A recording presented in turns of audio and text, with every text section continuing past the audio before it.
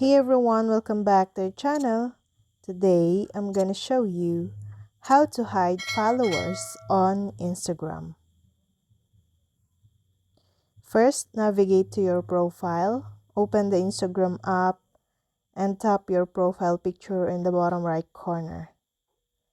Then, in the upper right corner, tap on the three horizontal lines to open the menu.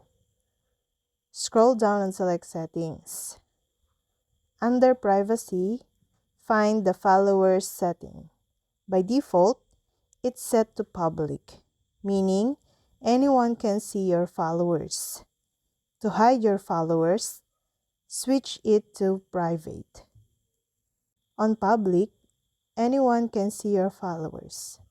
On private, only approved followers can view your followers. And ensure you save your changes by tapping the Save or Done button. If you're actively promoting your Instagram account, then the option of setting your profile to private to conceal your list of followings and followers may not be the best choice for you.